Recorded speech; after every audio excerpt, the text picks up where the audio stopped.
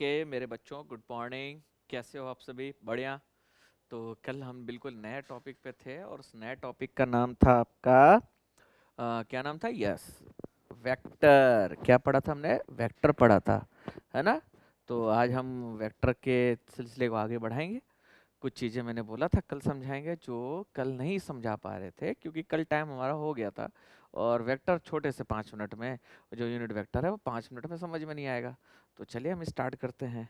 ठीक है, तो चलो भाई। तो आज हम पढ़ेंगे यूनिट वेक्टर। ठीक है, तो वेक्टर को पहले समझेंगे। वेक्टर लिखते कैसे हैं, तो उसके पहले एक्स वाई प्लेन देख लेते हैं। यहाँ लिख देते हैं 3D plane. 3D plane. 3D plane का मतलब क्या होता है? 3 डायमेंशन प्लेन। और डायमेंशन का मतलब क्या होता है? X y z plane. 3 dimension plane. Dimension का मतलब एक्स वाई जेड प्लेन। तो एक्स वाई जेड बना देते हैं यहाँ पर। ये रहा आपका एक्स, ये हो गया वाई, ये हो गया एक्स, तो और ये हो गया आपका जेड। ठीक है, अब ये एक्स वाई जेड कैसे हम समझेंगे, है ना? 3 डायमेंशन का मतलब, जैसे ये एक्स और वाई है, तो जेड कहाँ होगा? ये देखो, ये एक्स वाई बना है, ये ब्लैक वाला एक्स है और ये वाई है। तो जेड या तो आपकी तरफ होगा, ऐसे ऐसे होगा, या आपकी तरफ जेड होगा। अगर ये एक्स है और ये वाई है, तो जेड आपकी तरफ है, आपकी तरफ हवा में है। ये कहाँ पर है? हवा में है। ठीक है, और या तो आपकी तरफ होगा या इधर होगा, मेरी तरफ होगा जेड। ठीक है, या तो आपकी तरफ होगा या मेरी तरफ होगा, राइट? जेड या तो आपकी तरफ, जेड जो होता है वो हवा में आ जाता है। कहाँ पर? जैसे यहाँ पर इस बोर्ड की बात करें, तो बोर्ड हमारा एक्स वाई प्लेन में है। ये जो आपको दिख रहा है, ये पूरा वाई प्लेन है और ये पूरा एक्स प्लेन। तो जेड कहाँ होगा? तो जेड आपकी तरफ होगा, इधर होगा, या इस दीवार के अंदर होगा, इस बोर्ड के अंदर होगा। या तो जेड आपकी तरफ होगा या अंदर होगा। ठीक है, और सभी के बीच में एंगल कितना होता है? 90 डिग्री होता है। कितना होता है? 90। ये इनके बीच में है, और ये इनके बीच में है, और ये इनके बीच में है ना बेटा? ये इनके बीच में, सबके बीच में कितना है? 90 डिग्री है। कितना है बेटा? 90 डिग्री है। हर एक के बीच में 90 डिग्री होता है। तो ये जेड एक्सिस है, ये आप देख रहे हो, ये जेड एक्सिस है। ठीक है, ये जो ग्रीन पेन देख रहे हो, ये जेड एक्सिस है। अब जेड एक्सिस को हम ऐसे हवा में तो बना नहीं सकते, यहाँ बोर्ड में दिखाना है, इसलिए ऐसे दिखा देते हैं। जेड एक्सिस ये होती है, आप देख रहे हो ना पेन, या तो आपकी तरफ है या इसके अंदर है। तो हम कैसे दिखाएंगे? बाहर को हम कैसे दिखा सकते हैं? अब यहाँ तो हमारा पेन चलेगा नहीं, है ना? नहीं चलेगा, इसलिए हम उसको इस तरह से रिप्रेजेंट करते हैं। ये एक्स वाई जेड प्लेन हो गया। ठीक है, अब आपका जो वेक्टर है वो 2 डायमेंशन होता है, 3 डायमेंशन होता है। ठीक है, आपका जो वेक्टर होता है वो 2 डायमेंशन भी होता है और 3 डायमेंशन। हमें अभी 3 डायमेंशन तक पढ़ना है। एक्स वाई जेड तीनों प्लेन में लाई कर रहा है। हम उसको लिखते कैसे हैं? किसी वेक्टर को रिप्रेजेंट कैसे किया जाता है? How to write a vector in 3D। लिख लेते हैं, how to write a vector in 3D। 3D का मतलब समझ आया बेटा? 3 डायमेंशन एक्स वाई जेड में कैसे हम लिखते हैं। ठीक है, 3 डायमेंशन में हम कैसे लिखते हैं? तो यहाँ सबसे पहले हम वेक्टर लिख देते हैं ए। ये कोई वेक्टर ए है, इसको हमें 3D में लिखना है, इसको हमें 3D में लिखना है। तो लिखते हैं ए एक्स, ए वाई, ए जेड। ये लिख देते हैं इस तरह से। पहले आप ए एक्स, ए वाई, ए जेड लिख दीजिए, बीच में आप प्लस लगा दीजिए। बीच में आप क्या लगा दीजिए? प्लस लगा। और यहाँ इसके साथ एक वेक्टर क्वांटिटी, इसको जोड़ दीजिए, आई कैप। ये कहलाता है कैप, अभी समझाएंगे क्या है। ये कहलाता है जे कैप, और ये कहलाता है के कैप। ठीक है, ये वेक्टर का लिखने का तरीका हो गया। अब इसका एक एग्जाम्पल लग देता हूँ मैं, कैसे लिखते हैं ये समझाता हूँ, सब समझाऊंगा, डोंट वरी, सब समझाऊंगा। ठीक है, ये वेक्टर लिखा, मैंने लिखा यहाँ पर 3 आई कैप प्लस 4 जे कैप प्लस 5 के कैप। ये एग्जाम्पल है, ठीक है। तो ax की जगह क्या लिखा हुआ है, 3 लिखा है, ay की जगह क्या लिखा हुआ है, 4 लिखा है, az की जगह क्या लिखा हुआ है, 5 लिखा है। यानी कि ax ay az ये क्या है, नंबर्स हैं। मेरी बात समझ में आई? ए अब हमने कंपेयर किया तो ए वेक्टर की जगह ए वेक्टर लिखा है, कोई दिक्कत नहीं। इस आई कैप की जगह आई कैप लिखा हुआ है, कोई दिक्कत नहीं। जे कैप की जगह जे कैप लिखा हुआ है, के कैप की जगह के कैप लिखा हुआ है। लेकिन ए एक्स की जगह क्या लिखा हुआ है, 3 लिखा हुआ है। ए वाई की जगह क्या लिखा हुआ है, 4 लिखा हुआ है। ए जेड की जगह क्या लिखा हुआ है, 5 लिखा हुआ है। इसका मतलब जो ए एक्स ए वाई ए जेड है, ये क्या है, मैग्नीट्यूड। और इन्हीं को तो क्या कहते हैं, यही तो है नंबर्स। और नंबर्स को ही हम क्या कहते हैं, मैग्नीट्यूड। ये नंबर्स है और इन्हीं को हम क्या कहते हैं इन वेक्टर में, मैग्नीट्यूड। इसका मतलब दैट मीन्स ये जो ए एक्स लिखा है, ए वाई लिखा है, ए जेड लिखा है, ये सभी के सभी क्या है, मैग्नीट्यूड। ठीक है। ए एक्स का मतलब क्या है कि एक्स डायरेक्शन में मैग्नीट्यूड। ए वाई का मतलब क्या है, वाई डायरेक्शन में मैग्नीट्यूड। ए जेड का मतलब क्या है, जेड डायरेक्शन में मैग्नीट्यूड। मतलब क्या हुआ कि वो एक्स डायरेक्शन में कितना चला, एक्स में कितना चला है, 3। तो हम क्या करेंगे, सबसे पहले 3 की एक लाइन खींच देंगे। ये 3 की लाइन खींच, 1 2 3, ये ए एक्स में चला, ये आ गया ए एक्स। ये कितनी होगी, इसकी लंबाई हो गई ए एक्स हो गई। इसकी लंबाई कितनी है, ए एक्स। और ए एक्स कितने के बराबर है, 3 के बराबर है। ठीक है। ये कौन सा वेक्टर है, ये वेक्टर ए है। ठीक है। ये वेक्टर ए को हम रिप्रेजेंट करना है, ये बनाना है। इस वेक्टर ए को बनाना है जिसका ये दे रखा है। ठीक है। फिर उसके बाद y में कितना गया, तो ये रहा y, ये रहा y। कितना गया, 1 2 3 4, तो कितना आ गया, 4। तो ये गया 1 2 3 4, ये आ जाएगा ए वाई। अब z, तो z कितना गया, 5 गया है। तो यहां से ऊपर आ गया ये ऐसे, 1 2 3 4 5, 5 यहाँ कहीं आया, सपोज करो 5 यहाँ आया, तो 5 यहाँ आया। अब इस पॉइंट को इस पॉइंट से ये 5 से जोड़ देंगे। 5 यहाँ से बढ़िए, ये आ गया 5, ये कितना आ गया, 5 आ गया। ये 5 आया, तो 5 को हम क्या करेंगे, यहां से इससे जोड़ देंगे, तो ये वेक्टर बन गया। अब ये क्या बन गया, वेक्टर। यही हमारा वेक्टर जो ये लिखा हुआ उसको इस तरह से रिप्रेजेंट करते हैं। ठीक है बेटा, समझ में आया? ओके। तो चलो भाई, इसको हम कर देते हैं रफ। अब ये समझाते हैं ये आई कैप जे कैप लिखा क्या है ना। इसी को तो हम समझना है यूनिट वेक्टर में। ठीक है। ये लिखने का तरीका हो गया, किसी वेक्टर को हम कैसे लिखते हैं, तो ये इस तरह से लिखते हैं। कैसे लिखते हैं, इस तरीके से। ये इसका वेक्टर का रिप्रेजेंट करने का तरीका हो गया। अब ये जो कैप है, ये किसी के ऊपर अगर ये कैप लगा हुआ है, ये ऐसे, ये कहलाता है कैप। ठीक है। और ये जो चीज लिखी होती है यही कहलाती है यूनिट वेक्टर, जिसको अभी हमें समझना है, यूनिट वेक्टर। ठीक है। तो चलिए अब यूनिट वेक्टर हम स्टार्ट करते हैं। ठीक है भाई, चलो।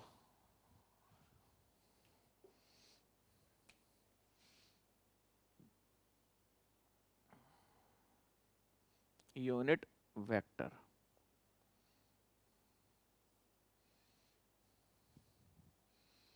यूनिट का मतलब क्या होता है, तो यूनिट का मतलब होता है 1। यूनिट का मतलब क्या होता है, 1। ठीक है। वेक्टर का मतलब क्या होता है, तो जिसके पास मैग्नीट्यूड हो और प्लस डायरेक्शन हो। मैंने इसको इसी को बाइफर्केशन कर दिया। ठीक है। यूनिट का मतलब क्या है, 1। वेक्टर का मतलब मैग्नीट्यूड प्लस डायरेक्शन। तो 1 क्या है, तो 1 मैग्नीट्यूड है। एक ऐसा वेक्टर जिसका मैग्नीट्यूड कितना होना चाहिए, यूनिट होना चाहिए या 1 होना चाहिए, और उसके पास डायरेक्शन होगी तो उसको हम क्या कहेंगे, यूनिट वेक्टर। आई रिपीट, एक ऐसा vector, unit vector, unit vectors are those vector, ठीक, लिख देता हूं मैं, are those vectors which having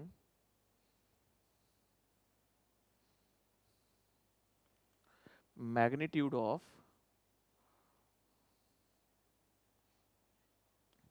magnitude of 1 and having direction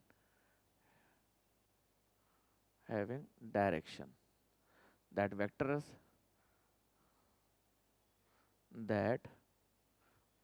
vectors are known as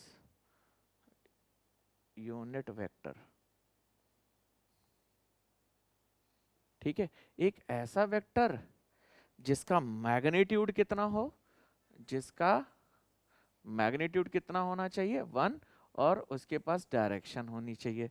तो ऐसे वेक्टर को हम क्या कहते हैं, ऐसे वेक्टर को हम कहते हैं यूनिट वेक्टर।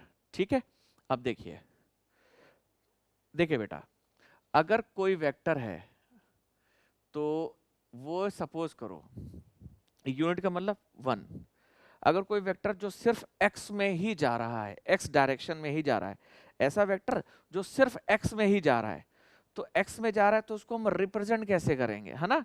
अब कोई वेक्टर x में जा रहा है, कोई वेक्टर y में जा रहा है, कोई वेक्टर z में जा रहा है, या तीनों में जा रहा है, तो वहां पर उसको रिप्रेजेंट करने के लिए यूनिट वेक्टर का यूज करते हैं। ठीक है, क्योंकि हमें पता है कि अगर हम 4 में 1 का मल्टीप्लाई करें या 1000 में 1 का मल्टीप्लाई करें या किसी भी क्वांटिटी x में 1 का मल्टीप्लाई कर दें, किसी भी क्वांटिटी, ये x कुछ भी हो सकता है, ये या ये m कुछ भी हो सकता है, कोई भी क्वांटिटी, 4 का में 1 का मल्टीप्लाई करेंगे 4 ही मिलेगा, 100 में 1 का मल्टीप्लाई करेंगे 100 ही मिलेगा, m में 1 का मल्टीप्लाई करेंगे m ही मिलेगा। तो ये क्या है, नंबर, ये क्या है नंबर, ये क्या है नंबर, ये क्या है नंबर, ये क्या है नंबर, m कुछ भी हो सकता है ना, m मैंने इसीलिए नंबर कोई भी ले लिया, ये m कुछ भी हो सकता है, m 1 2 जो भी नंबर सोचोगे वो कुछ भी हो सकता है, ये m, तो m में 1 का मल्टीप्लाई करेंगे m ही मिलेगा। ठीक है, तो आपने ये देखा कि किसी चीज में अगर 1 का मल्टीप्लाई कर दोगे तो उसकी वैल्यू चेंज नहीं होती, वही की वही रहती है। ठीक है, ओके। तो अब कोई वेक्टर है जो कि वो x में ही जा रहा है, हम कैसे बताएंगे x में जा रहा है, हमें बताना होगा कि भाई वो x में ही जा रहा है। तो उसको बताने के लिए क्या करना पड़ेगा, जैसे x में कितना गया तो 5 गया, x में कितना गया सपोज करो 3 गया, इसी को ले लेते हैं, x में कितना गया 3 गया, है ना, x में कितना गया 3, बताओगे कैसे, रिप्रेजेंट कैसे करोगे। तो हम क्या करते हैं कि यूनिट वेक्टर का मल्टीप्लाई कर देते हैं, एक यूनिट वेक्टर का मल्टीप्लाई कर देते हैं। अब मल्टीप्लाई करने से होगा क्या, फिर से अब x में कितना गया 3 गया, अब अगर मैं इतना लिखता कि x में गया 3, कैसे पता करते, अब 3 किसको रिप्रेजेंट कर रहा है, सिर्फ 3 नंबर को रिप्रेजेंट कर रहा है, 3 किसको रिप्रेजेंट कर रहा है, सिर्फ नंबर को। ये 3 किसी को दिखा रहा है कि कहीं गया, नहीं गया, किसी को कुछ दिखा रहा है, भाई 3 ही तो लिखा है, अब 3 क्या है, नंबर है, सिंपल सा। अब सर आप तो कह रहे हो 3 तो x में गया, कहां लिखा है x में गया, तो अब इसको लिखेंगे कैसे, तो लिखने के लिए हम यूनिट वेक्टर का मल्टीप्लाई कर देंगे। अब उस यूनिट वेक्टर को अगर x में गया तो i कैप से मल्टीप्लाई करेंगे, किससे करेंगे, i कैप से मल्टीप्लाई कर देंगे। अब ये जो i कैप से मल्टीप्लाई किया, अब इसका मीनिंग क्या है, i कैप का मतलब क्या है, यूनिट वेक्टर इन x डायरेक्शन, तो यहां लिख देते हैं i कैप, इसको पढ़ेंगे कैसे, i कैप पढ़ेंगे, इसका मतलब क्या है, ये मतलब है यूनिट वेक्टर इन x डायरेक्शन, x डायरेक्शन। और बेटा j कैप का मतलब क्या हुआ, इसको कैसे पढ़ेंगे, तो j कैप पढ़ेंगे, कैसे पढ़ेंगे, ये पढ़ने का तरीका है। तो यूनिट वेक्टर इन y डायरेक्शन, सिमिलरली ऐसे k कैप, इसको पढ़ेंगे कैसे, तो k कैप पढ़ेंगे, क्या पढ़ेंगे, k कैप पढ़ेंगे। कैप का मतलब क्या होता है, टोपी, उस पर टोपी पहना दी आपने, है ना, ये क्या आ गया, z डायरेक्शन। ठीक है, तो आई कैप का मतलब क्या हुआ, आई कैप का मतलब है एक ऐसा वेक्टर जो x डायरेक्शन को शो कर रहा है, उसकी डायरेक्शन किधर है, x की तरफ है। अब आई कैप मुझे पता है, आई कैप का मतलब क्या हुआ, एक ऐसा वेक्टर जो किधर को बता रहा है, x डायरेक्शन को बता रहा है। अब मुझे पता है कि यूनिट वेक्टर होता क्या है।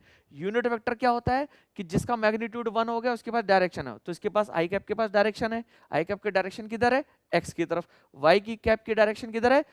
सॉरी, जे कैप की डायरेक्शन किधर है? वाई की तरफ। और के कैप की डायरेक्शन किधर है? जेड की तरफ। फिर से आई कैप की डायरेक्शन किधर है? आई कैप की डायरेक्शन किधर है? यस, एक्स की तरफ है। जे कैप की डायरेक्शन किधर है? यस, वाई की तरफ है। के कैप की डायरेक्शन किधर है? जेड की तरफ। ठीक है, ये हमें पता चल गया कि आई जो है वो एक्स को बताएगा, जे जो है वो वाई को बताएगा, के जो है वो जेड को बताएगा। ठीक है, अब मुझे पता है कि इनका मैग्नीट्यूड कितना है? 1 है। क्या है? 1। अब 1 में तुम किसी का भी मल्टीप्लाई कर दो, तो 1 में तुमने 3 का मल्टीप्लाई कर दिया। अब तुमने आई कैप में 3 का मल्टीप्लाई कर दिया। ये क्या लिख दिया मैंने? 3 का मल्टीप्लाई कर दिया। इस आई कैप में 3 का मल्टीप्लाई कर दिया, क्योंकि हमें पता है कि इस आई कैप का मैग्नीट्यूड कितना है? 1 है। इस आई कैप का मैग्नीट्यूड कितना है? 1 है। और उसके बाद डायरेक्शन किधर है? एक्स की तरफ है। आई कैप को हम कैसे लिखेंगे? 1, और उसकी डायरेक्शन किधर है? एक्स। और जे का मतलब क्या है? 1, और उसकी डायरेक्शन किधर है? वाई की तरफ। के को कैसे लिखेंगे? 1, उसकी डायरेक्शन किधर है? जेड की तरफ। ये क्या है? डायरेक्शन। ये क्या है? डायरेक्शन। ये क्या है? डायरेक्शन। तो इस आई कैप का मतलब क्या है? इसका मैग्नीट्यूड 1 है, डायरेक्शन एक्स है। जे कैप का मतलब क्या है? तो जे कैप का मतलब मैग्नीट्यूड 1 है, उसका डायरेक्शन वाई है।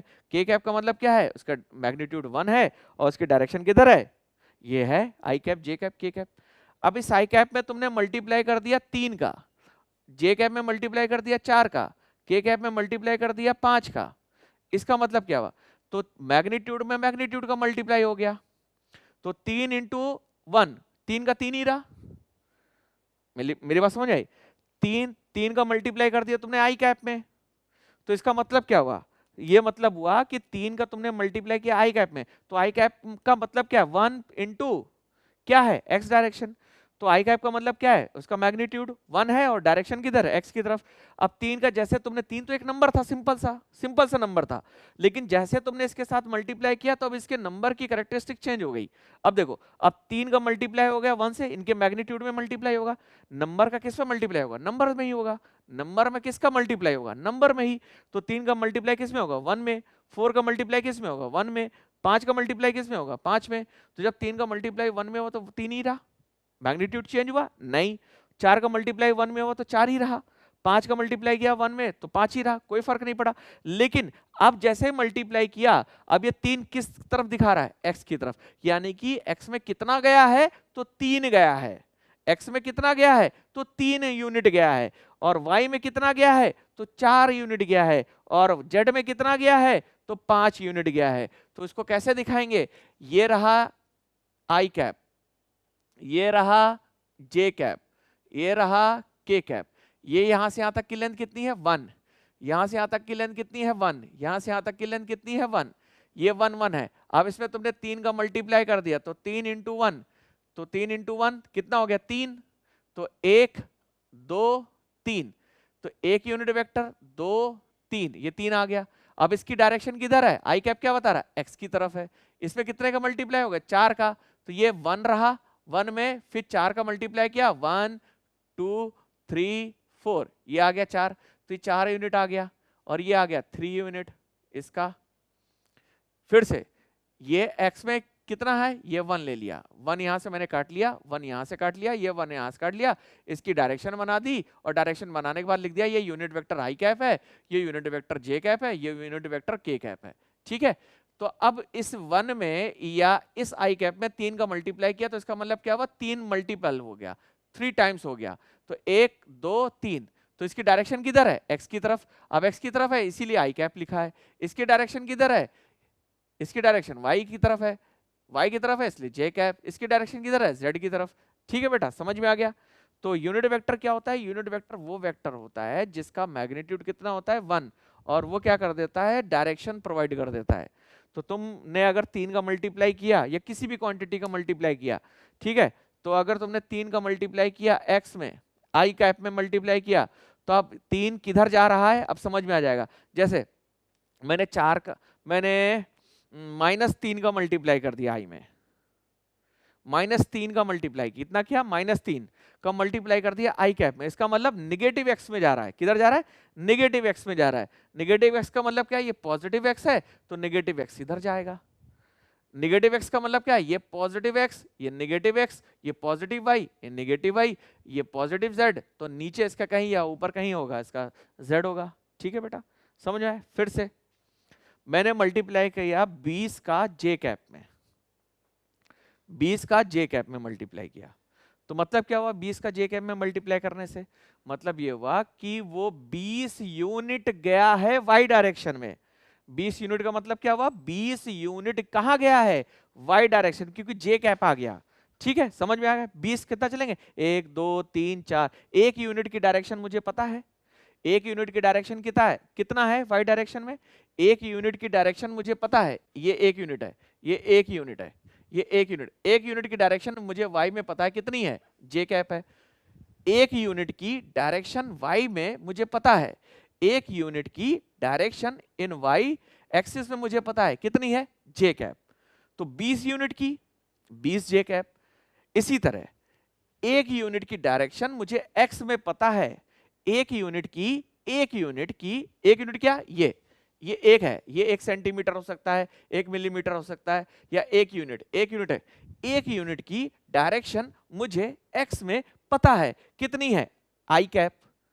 एक यूनिट की डायरेक्शन मुझे जेड में पता है कितनी है, के कैप।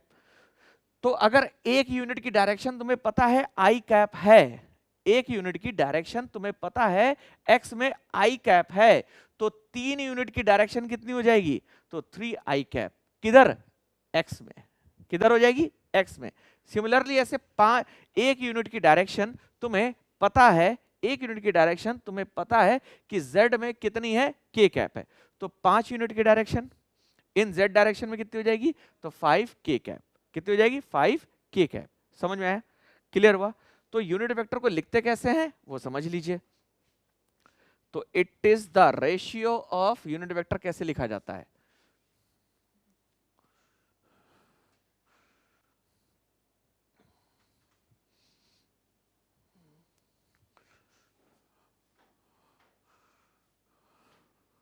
कैसे लिखते हैं, तो हमें पता है कि अगर कोई वेक्टर है उसके ऊपर तुम कैप पहना दो, ये क्या कहलाएगा, तो ये कहलाएगा unit vector of A, unit vector of A कहलाएगा। क्या कहलाएगा, यूनिट वेक्टर ऑफ ए कहलाएगा। ठीक है बेटा, ओके, कोई दिक्कत, ये यूनिट वेक्टर ऑफ ए कहलाएगा। अच्छा, ये क्या कहलाता है, ये कहलाता है वेक्टर ए, ये क्या कहलाता है, वेक्टर ए कहलाता है, ये क्या कहलाता है, वेक्टर ए कहलाता है। समझ में आया, ये यूनिट वेक्टर है, ये वेक्टर, दोनों में फर्क है। ठीक है, तो अब यूनिट वेक्टर को लिखते कैसे हैं, तो लिखते हैं बेटा, यूनिट वेक्टर को हम लिखते हैं vector A, it is the ratio of vector A divided by magnitude of A, this is called magnitude. अब ये क्या है, ये अब समझेंगे।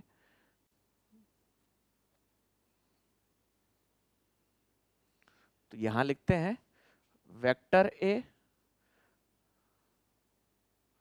ठीक है, वेक्टर ए डिवाइडेड बाय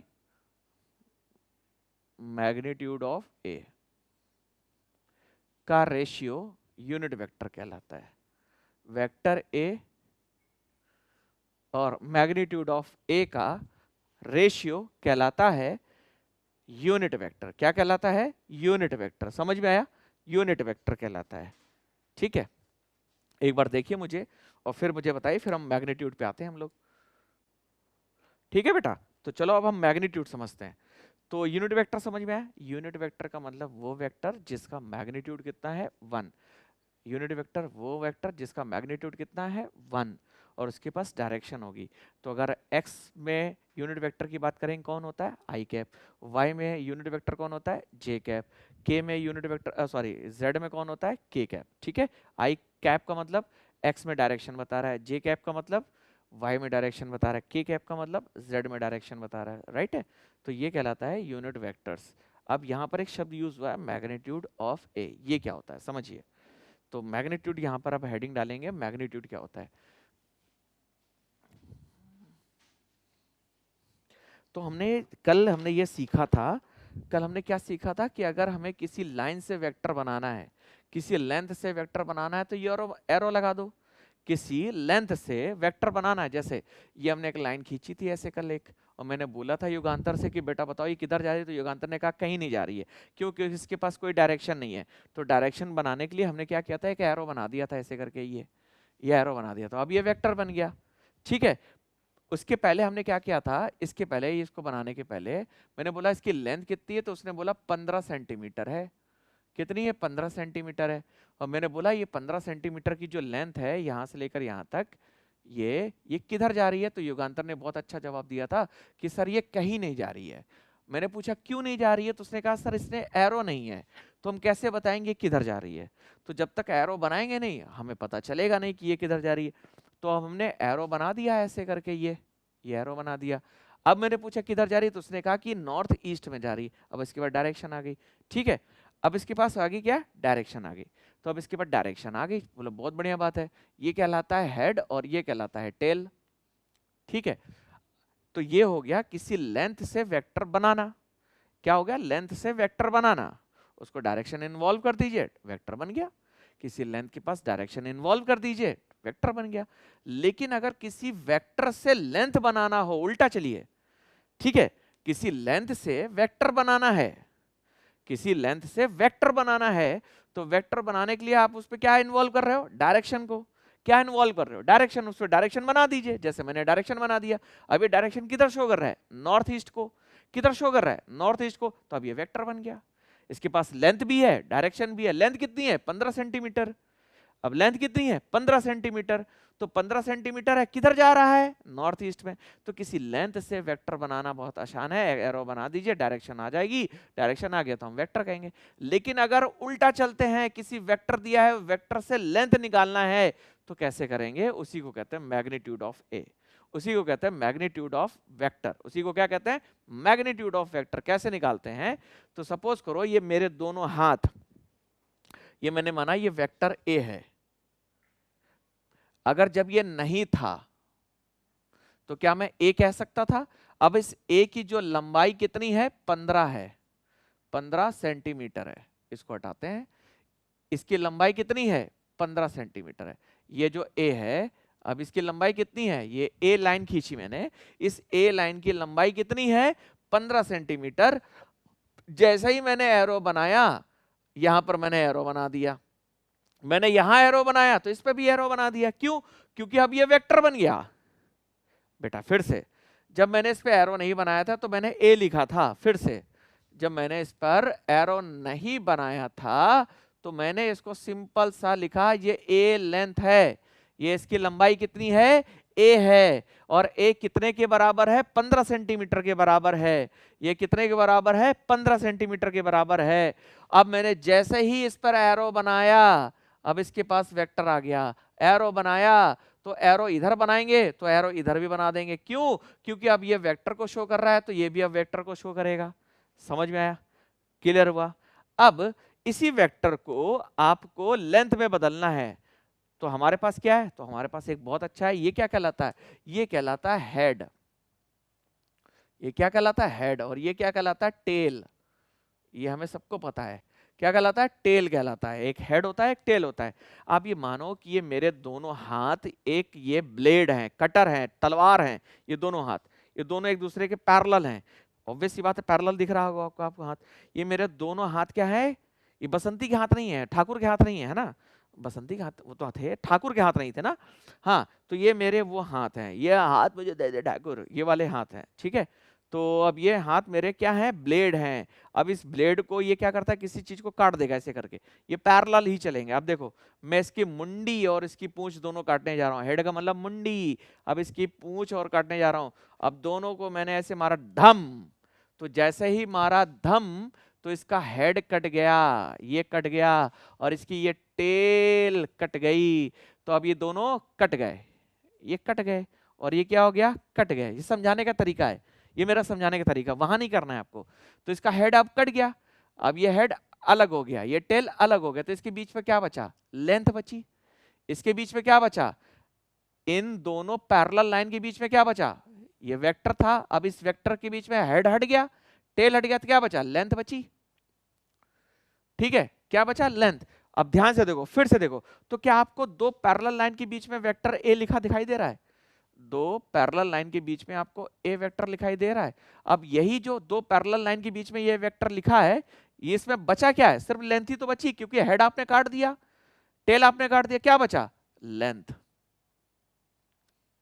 यही कहलाता मैग्नीट्यूड। यानी कि दो पैरेलल लाइन के बीच में अगर वेक्टर को लिख देते हैं तो वो मैग्नीट्यूड को रिप्रेजेंट करता है। किसको करता है, मैग्नीट्यूड को रिप्रेजेंट करता है। किसको करता है, मैग्नीट्यूड।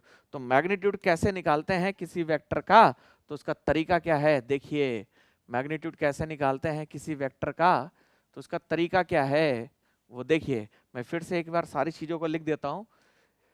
ये कहलाता है वेक्टर ए, ये क्या कहलाता है, वेक्टर ए कहलाता है। ये वेक्टर ए कहलाएगा, इसको बोलने का तरीका है, ये वेक्टर ए है।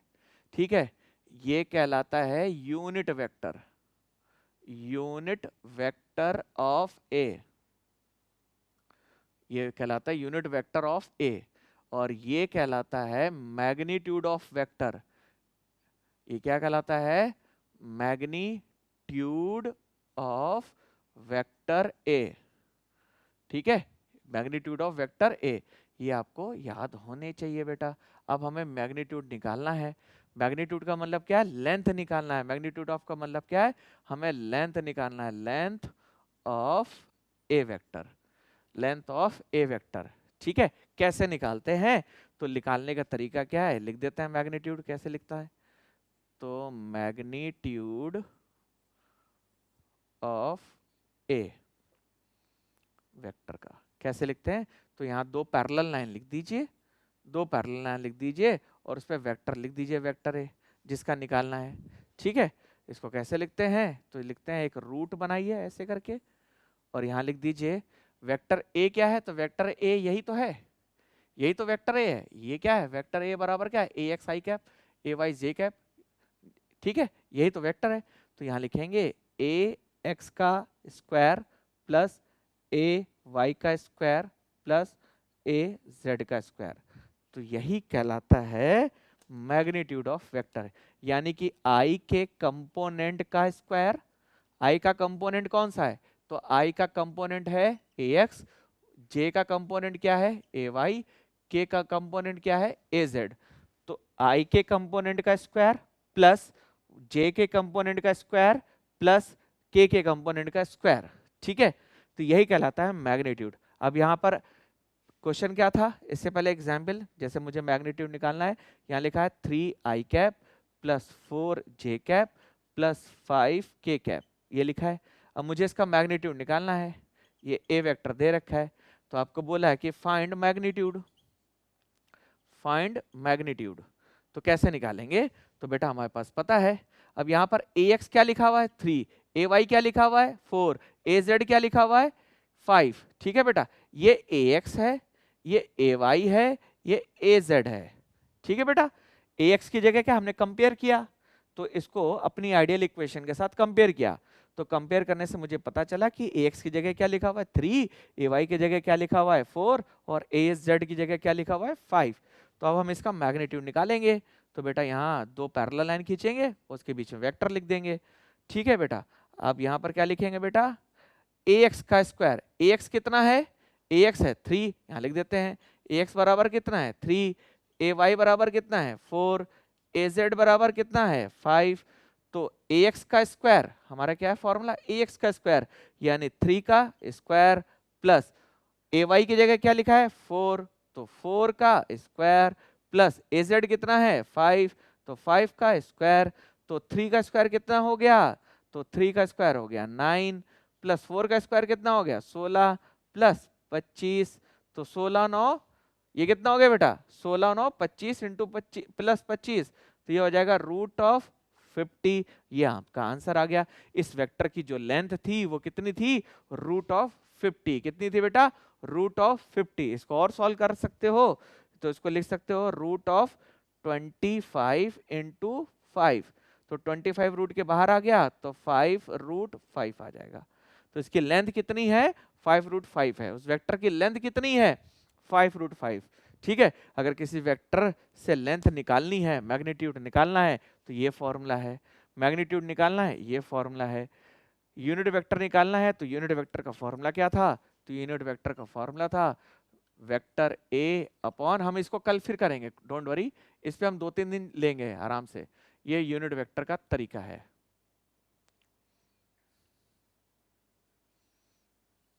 ठीक है, कल हम फिर करेंगे इस पे। तब तक अपना ख्याल रखिए, स्वस्थ रहिए, आबाद रहिए, यहाँ रहिए चाहे धर्माबाद रहिए। ठीक है बेटा, टेक केयर बेटा।